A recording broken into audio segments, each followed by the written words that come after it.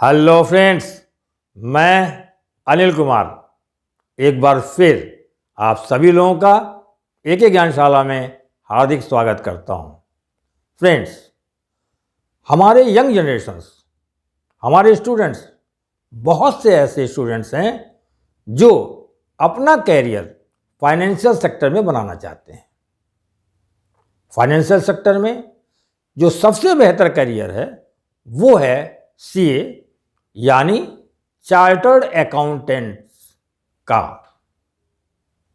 परंतु बहुत से स्टूडेंट्स को ये नहीं पता है आखिर सीए बना कैसे जाए, और इस जानकारी के न होने की वजह से या तो वो सीए बनने से वंचित रह जाते हैं और या कोई दूसरा कोर्स कंप्लीट करके बाद में पछताते हैं।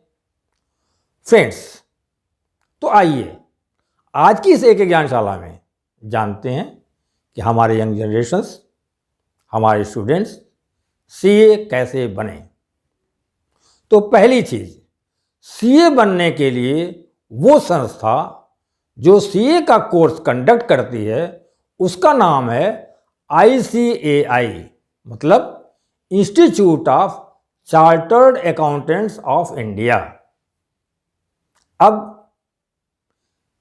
इस इंस्टीट्यूट्स के थ्रू सीए का कोर्स कंप्लीट करने के लिए दो रास्ते हैं।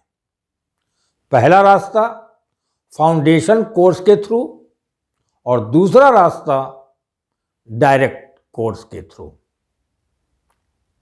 आइए आज हम डिस्कस करते हैं कि फाउंडेशन कोर्स के थ्रू सीए कैसे बना जाए। फ्रेंड्स, हमारे वो स्टूडेंट जो इंटरमीडिएट करने के बाद डायरेक्ट सीए बनने की लालसा रखते हैं, फाउंडेशन कोर्स का रूट ऐसे स्टूडेंट्स के लिए है।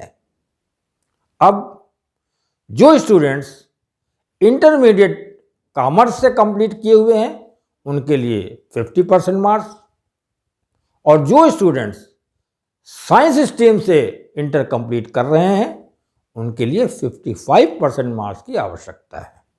अब फाउंडेशन कोर्स के रूट के थ्रू सीए का कोर्स 4 चरणों में कंप्लीट करना आवश्यक है।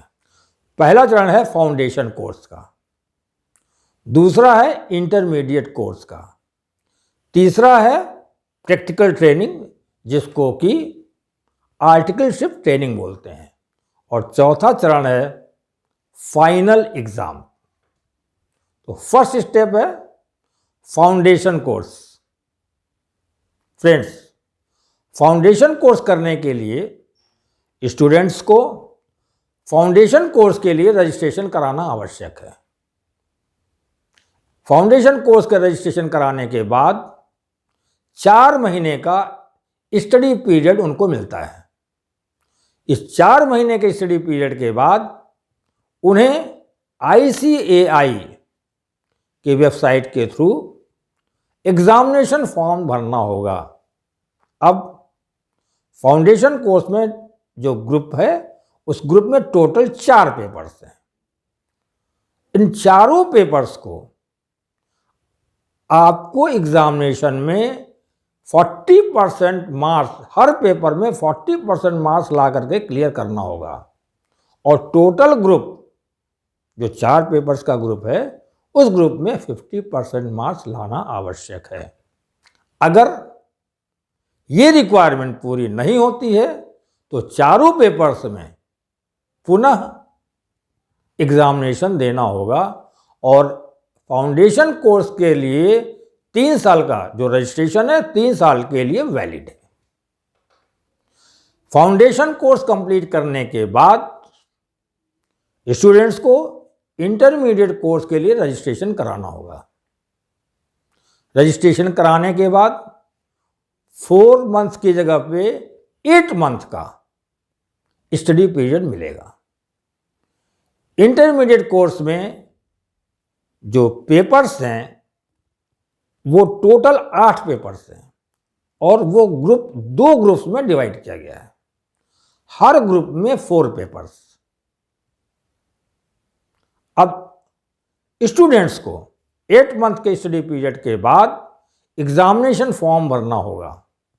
अब स्टूडेंट चाहे तो एक बार में एक ग्रुप जिसमें 4 पेपर है उसमें बैठ सकता है, या अगर वो चाहे उसकी प्रिपरेशन है तो दोनों ग्रुप में टोटल 8 पेपर में एक साथ भी बैठ सकता है। यहां पर भी ग्रुप क्लियरेंस के लिए 40% मार्क्स हर सब्जेक्ट में लाना जरूरी है और टोटल ग्रुप क्लियर करने के लिए 50% मार्क्स होना आवश्यक है। परंतु एग्जम्पशन कुछ कंडीशंस में मिल जाता है।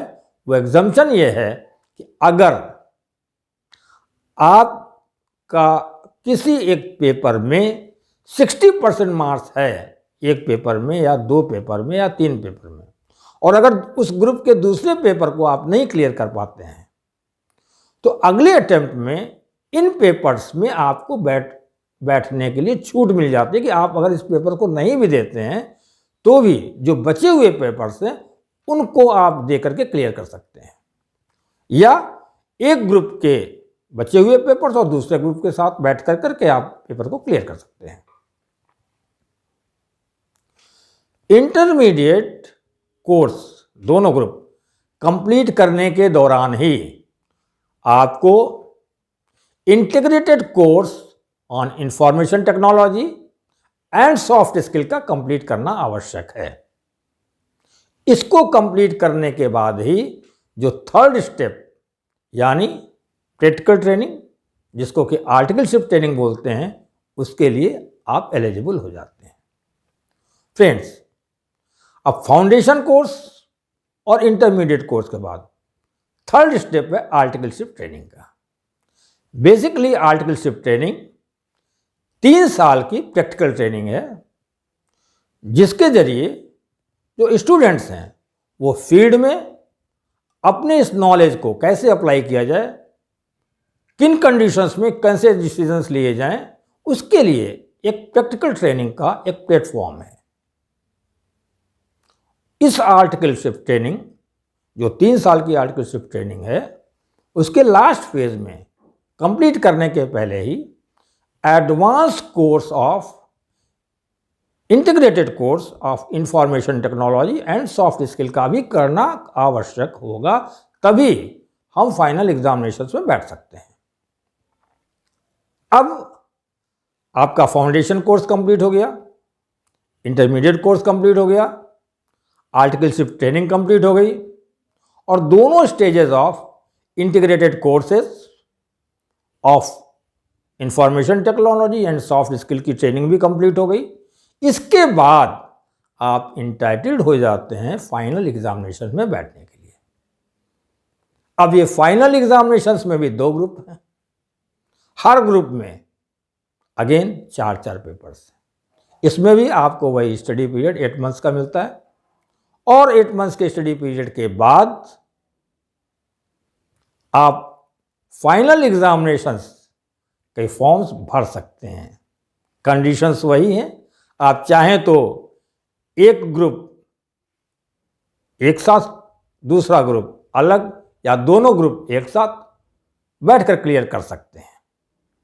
यहां पर फिर हर पेपर में 40% मार्क्स, ग्रुप वाइज 50% मार्क्स और 60% मार्क्स अगर आपका किसी सब्जेक्ट में है तो उस सब्जेक्ट में आपको एग्जाम्शन मिल जाता है अगले स्टेप में बैठने के लिए। जो पेपर्स आपके क्लियर नहीं हुए हैं उसको क्लियर करने में, वो पेपर जिसमें 60% मार्क्स है वो आपको एग्जाम्प्टेड हो जाएगा और इस तरीके से आप सी के फाइनल एग्जामिनेशंस को क्लियर कर सकते हैं।